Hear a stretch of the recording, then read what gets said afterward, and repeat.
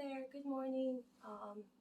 Yesterday I was supposed to do the other part of the chapter 10, which is helping others to find their way to God. What happened is my phone acted up. My phone always act up like a little child, and I'm not able to take a video. Just gonna have to pull out one of my camera. It's just that I have to remove everything still in the box, so many things. Okay, but good morning. What a beautiful morning. I woke up at 4. So I did a lot of studying. I did last night. I did a lot of studying of what I can share based on the teaching of Jesus, um, so that I can refresh them. Then I could share it so that I can have them implanted permanent information in my mind and my heart. And also I did the areas of the brain. I also did. I'm gonna be doing that video today because this morning that's what I studied. Uh, well, I studied that already, but I actually wanted to recall and to make it a permanent information. Okay, so let's start. I have my coffee here and my tea. My coffee's probably warm now. Um, so I just wanted to add that from yesterday's topic, and again, this is the book that I'm gonna be reading. Okay, it's my mom's book. It's called the Handbook of Life, and with God, everything is possible. Okay, and we all do know that, and I hope the whole world knows that. Even when especially actually in this during the pandemic of the COVID. Anyways, we're always thankful that we're safe. My children and I are safe. My family, my whole entire family. Excuse me. Speaking of, I just have a tickle because I'm getting cold and I'm still in my pajamas. Last night, I took a shower and then I fell asleep too. So and then I left the door window open. It's not COVID. In Jesus' name, sorry. I'm very asthmatic, so I can't speak. Okay. So I have mentioned yesterday a few things. Our purpose in life. The only purpose in life that we have really is to lead a person, especially the one in darkness, to lead coming back to the light, because that person is entangled with his emotions or her. Who he? I'm just gonna say he, referring both. Okay. Um,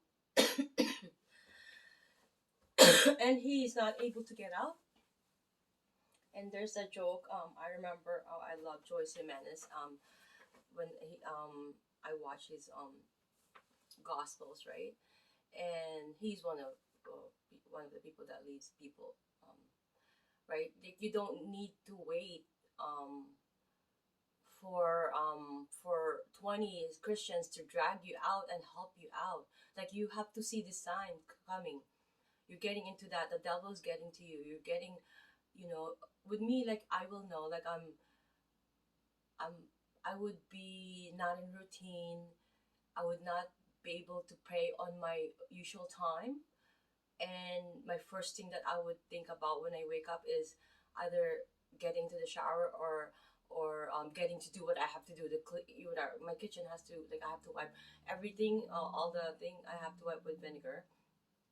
So it's just a fresh feeling. I need to have it fresh, but there are times that I do not, and I feel like um I'm not in routine, right? So I will do that first, and it feels like it's just not doing flowing well, right?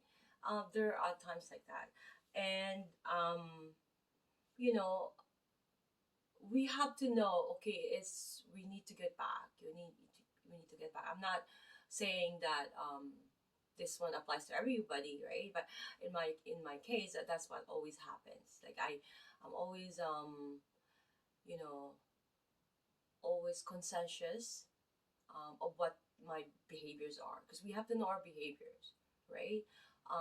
Just like if we have a migraine, right? Like that's our disorder, right? I don't know if that's under disorder, but it's a pathology. I have made a video on my other channel with regards to pathology, and it is pathology, right? So it is a disorder, right? Pertaining to the brain is actually neural. So when it has given you some signs, you need to be aware of that so that you avoid it. You avoid to have the migraine. Similarly, if you're having out of routine, you're seeing yourself being triggered by, like, by people, um or by people's behavior, which you normally don't. I know usually me, when I have my monthly visit, I get triggered by, oh my God, like, why is this here? Oh my God, why is this here? Like, I'm not usually like that. I just do it. But when I'm, and it's hard, I really can't control my emotions sometimes. And then I become asthmatic more. So, and I became like a baby, usually when I have my period. Oh God, my monthly visit. So anyways, so those things we need to get it coming, right? We need to um, know when it's coming. So there are signs, okay? And our job is just also to see our family members, especially me as a mother. I have three beautiful children, in and out. When I say beautiful, more so they have beautiful heart, and they're also beautiful and outside. And and they're not only in the physical, everything.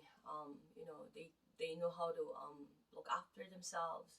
They know how to take care of themselves, and I train them that way, in a way that they're strong, but in a way they still need mommy. But it's a factor that you see that when your child is in that position, right? I remember my firstborn, when she was having her demon attack. Her boyfriend cheated on her. She didn't even know. She was so good to the family, doing everything. The sister, they don't have any family here. Um, she was doing all the work with her when the boyfriend sister's in the hospital. She, do the cleaning the house, which she doesn't even do at home. I do all for the. I don't want her, but now they do. And she was all out. And I said, you shouldn't be doing that, because he didn't marry you. It's in our culture. It's in our, no, like, put a boundary. Be nice and be, but don't put all out. And the guy cheated on her. Was living in my home. He was cheating, and he had a child, and he was using practically a card that I gave to my daughter for her 18th birthday, or when she graduated. Well, I provided her a card because I want just the safety always for my children and their health. That's why I make sure that I make them the cooking from scratch. I'm very particular in that. But going back, so she was really hurt, and I was able to know it by heart. We shouldn't be able to discern that, and we have to help them. And we don't necessarily have to say, hey, you don't need to point out. Like, through prayers, through deep prayers, you kneel down, you ask God for help, and be there when they need you, just for listening. Because what's the tendency? This is my family too, and I don't know if there's, I assume everybody's like that. Usually, every person, when it takes courage to come to you for advice or help, right? But because they're needing that, they're in the dark at that moment, right? So when they come to you, you don't need to, like, point, but yeah, I told you so. I don't know, right? Um, like me, I know how to put a stand. I know how to put a boundary. When I say, I'm very strong-willed in that aspect, but I know when the person is vulnerable. I'm not gonna take advantage of that person, right? And I don't want that person to take advantage of me too. Like, if I'm mad, or I'm in the vulnerable situation, like, like, you gotta be conscientious of other people. It's not all about you, right? So we have to be mindful, and we have to know that, especially, like, becoming a mother, like, I going back to that, I have discerned that, and we have to know that, not only to our children, to other people, and then to our family, and to friends, and then the whole world, right? The other people that we know. We have to be conscious that, okay, they come to you for help. It takes courage. it takes pride and courage to come to you for help, advice that, hey, admitting that, hey, I need your help. You know, whether that's financially, whether that's emotionally, whether that's, um, you know, she, she was in a, something that in a spiritual chaos that she's coming to you. I need help, otherwise you know, the demon is just right there. He's gonna snap me right there, and I'm gonna be on a different path. And you have to know that, right? Just like when you have to know also the differentiate, like, because I'm gonna be talking about areas of the brain, right? um like about, you know, I was just doing some research and studying. So it's about that, back in, I don't want to mention, but in Jesus' name, please, you know, called Charles Whitman, when he murdered his wife, mother, and 38 other people. Obviously, they had to do an autopsy, and then they figured out through the autopsy that he has some, you know, tumor growing, doing compression in his brain, and in the areas of their brain. I believe is on the cerebral cortex. I made my notes earlier. If my memory serves me right, I woke up at 4. It's not even 7. I'm already tired, because I don't have I haven't had my coffee yet. So what happened there is that there's no counseling that could be done. There's no other things that could be done. So we have to recognize that, like, that is more of like an emergency, medical emergency. It needs to be treated because there's a tumor growing, and that's putting compression, and that person is not. But before that happened, he was showing some signs, symptoms of, you know, so much anger. The family should have seen it, um, and they have, you know, even the person himself should have seen it before, and she should have consulted. But actually, he was consulting um, um, counseling, right? But keep in mind, right? Counseling and psychiatrist is total different scenario here, right? Because there's no form of counseling that will. Counseling is more so like telling a friend so that you can just let it out, right? There's no other form of counseling that could help Charles Whitman of what he have done. There's no other. It's more so an anatomical error that occur because of that compression, right? It's not what happened because of the mother, of the father, or the childhood. It's nothing to do with that. And plus those, you know, if you have Jesus in you, you know, you can. It's easily, it's like God. It could be help with prayers, um, but in the sense of Charles Whitman, because there's a tumor growing, a position which God in place, or doctors, or God him in place in this earth for us for help.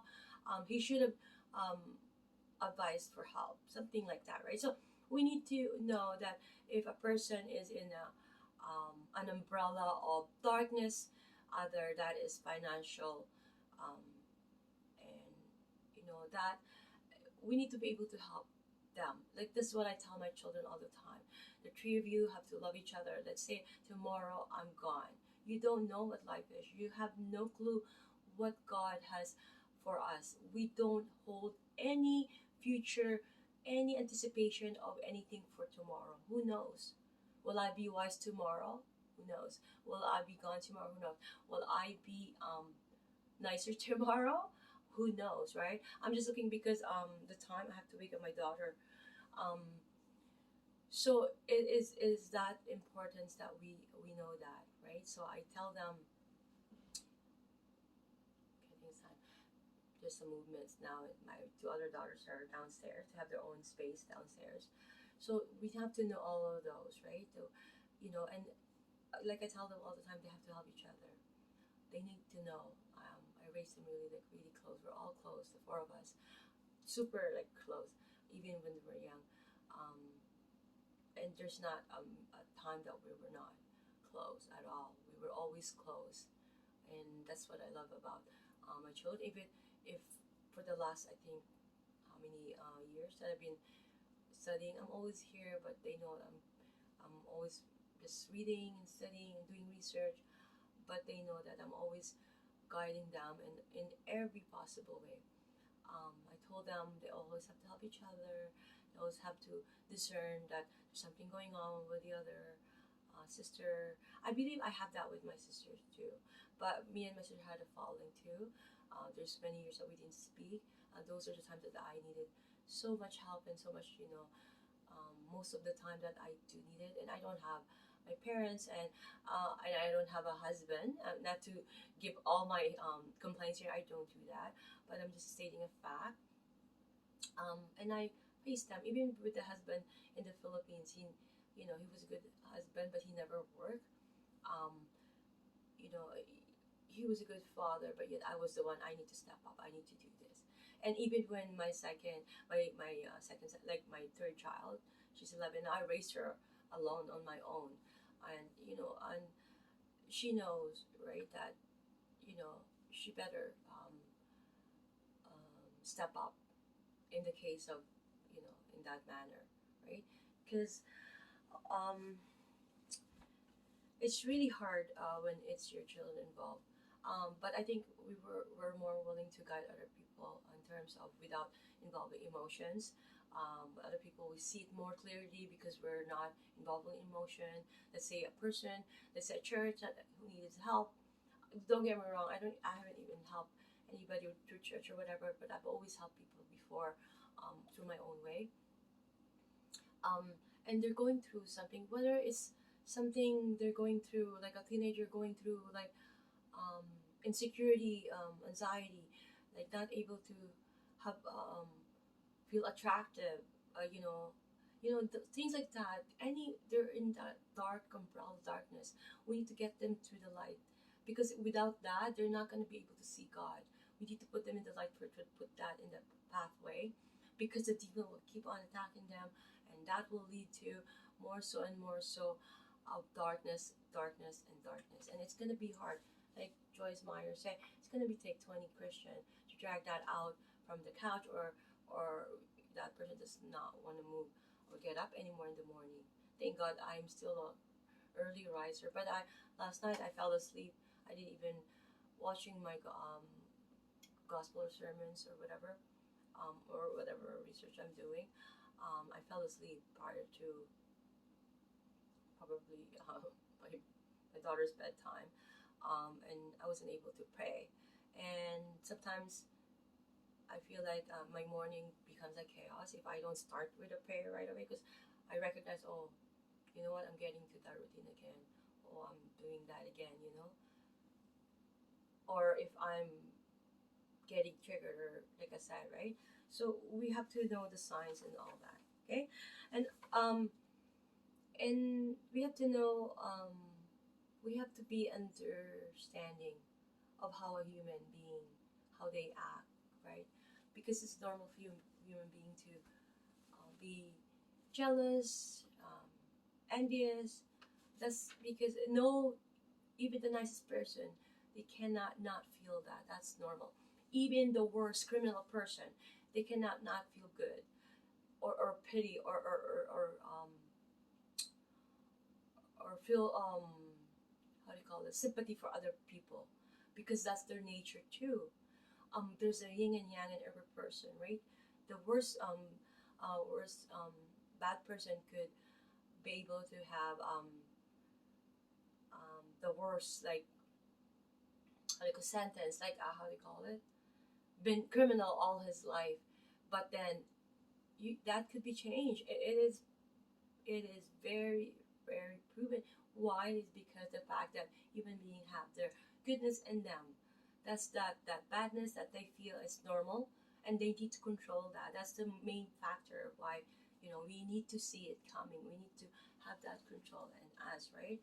And people usually, like I said, I was gonna go to that point of view that when they're in that darkness, they blame God usually, and we don't want that to happen to a point, because they say, why is it there's suffering, there's why there's you know I there was a point, and I was at my point in my life, and I have not communicated with Jesus, Jesus was not the center of my daily life.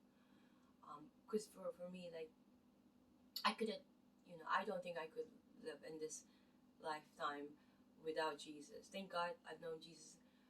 I'm still knowing Him. Don't get me wrong, I'm still trying to be Christian, working hard to be a full blown Christian. But Jesus was introduced to me by my aunts and my mom, through persistence to bring me to Bible study, because they're involved with Bible studies and all that. It's not necessarily Roman Catholic Bible study, because Roman Catholic doesn't do really Bible study. They do the sermon in the church. Um, I'm not particular now if they do. I'm a Roman Catholic, born Roman Catholic, but I'm more involved with a lot of born again and Baptist. And growing up, I was involved with friends who tried to involve me with Presbyterian and Jehovah's Witness and all that. And they're all denominations of Christians. It's the same, it's all like Christians denomination where the center is Jesus being our Savior, so that we can we can see life, we can understand how human beings are. And when this human being, what Jesus came down for, he was bringing light to everybody, to bring to the Father. That was his aim. And he was not judgmental whether that is Mary Magdalene. But his point is, after helping you, go and sin no more. That's the point. So we're going to watch once we help these people to go into the light. Don't get me wrong, this is my suggestion. I'm not even participating in it. I wanted to. Okay, so once we help people coming the light, we also have to watch for them not to be easily dragged again, because they're vulnerable still, right? Because we don't want them to go to a point that they're gonna, blame everything. They're gonna see what's happening to them, in a bad way. Like, so many things happens to me, but I'm not bitter. I was never bitter. I was never like, oh my gosh, I'm gonna blame my mother because my mother didn't, I was not a doctor. I didn't become a doctor. Hey, you're 18 years old. You are able to get your desires of your heart. Keep in mind, the desires of the heart are, you wanted to do this, you wanted to do that. You think it was your purpose of life, but it's not. It's your heart's desire.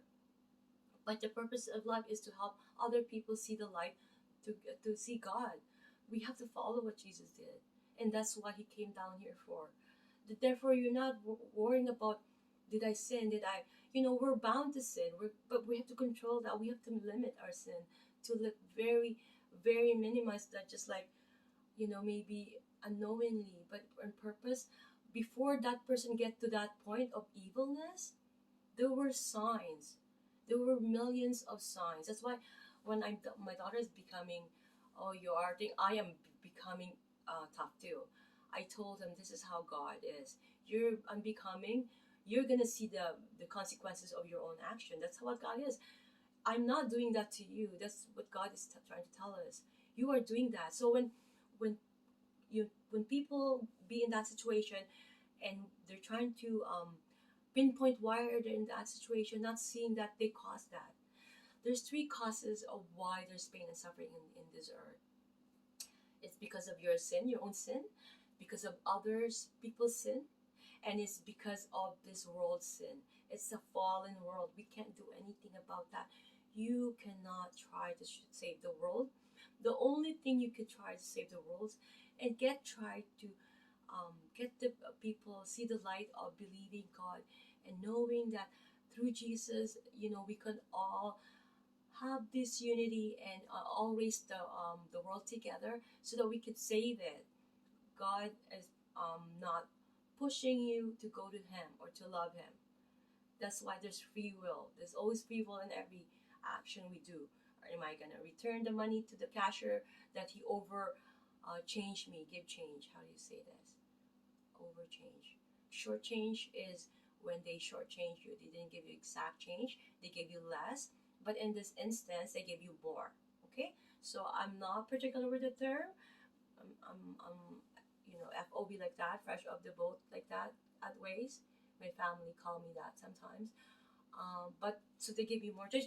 Are you gonna tell the cashier? Because it's that's a free will too, right? But you're given a choice, right? God's not gonna condemn you. God's not gonna condone you. God's not gonna condemn you, because that's why He came down for to save you. But because He understands how human being works. He understands that whatever we think is not really ours. Like, so a person who's very judgmental. I don't like people judgment. I'll run away as fast as I can. I don't care how good of a friend you are, or how successful you are, or how good looking you are, or how good your heart is. If you're judgmental, you are still going to um, have that trait that will lead you to having a bad heart, which that bad heart will become bad outcome, right? Um, I'm proud to say, with my age, I don't really have wrinkles. I don't wear makeup, and if anything, I have issues is like my teeth. I've always had that since I was like grade 5. I've always had issues. So, but overall, like with you know, because I'm not, um, I don't have that thing in my heart that I don't keep it. I just stay away from people who's not for me. If they're not for me, then I just don't want to be part of their life. I don't want them to be part of my life, because it's not fair for me. I've gone through much already. Why should I be part of that? If they're not understanding who I am as a person, and giving giving me judgment without even knowing me, is not cool for me. So I'm not gonna judge them because they don't know me at all, but I'll stay away from them. I'm not gonna be like, oh yeah, right, and I'm not gonna hate them. That's a strong word, but I'm not gonna be part of their life. That is for sure. Nor will I have any dinner table with them. Nor will I have any at all. For me, eating, especially with my cooking or with food, is an experience with the people I want to be associated with. And especially if in the dinner time, for me, like it's Jesus that did suffer, the Last Supper, for me is very sacred. I barely have like a sit down dinner. And if I'm invited to a guest and then they're gonna put me and they didn't tell me, I'd rather sit in the corner of the living room and eat by myself. I'll have all reason. I'll pretend I'm drunk. I'll kiss the floor. I don't know, whatever it takes. I'm not gonna sit down at their table with people I don't know if they're a Christian or not, if they do have Jesus in them or not. I'm gonna associate with them, but I'm not gonna have a sit down dinner with them. For me, my thing is going to, like, I can't hold that. My passion for Jesus, I have to leave that scenario. It's not for disrespect for other people. It's just I just don't want to be associated with them in that scenario as well. We can talk, we can be think, because I love every human being here. I love you. I love everyone here.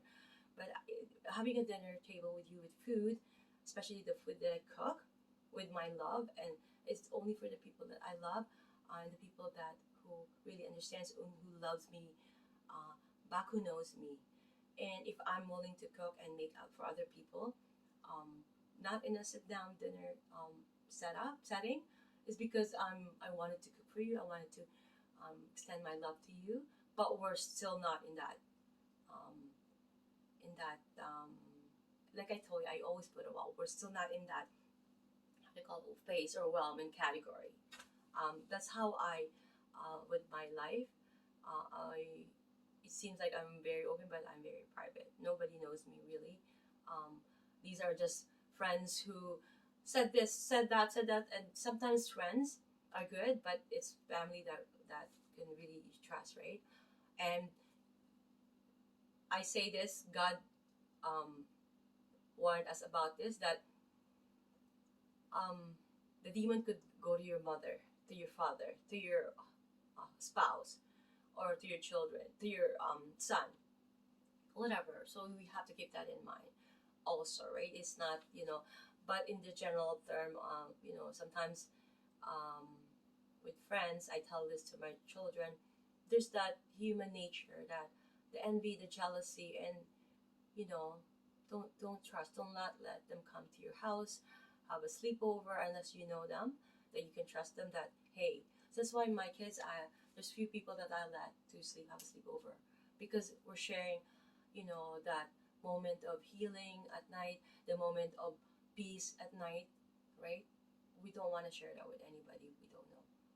I don't want to really do that. Me, I've always have my own room. I've never shared my own room. It's just recently because the place that we move right now is just we're shared accommodation. I have to share room.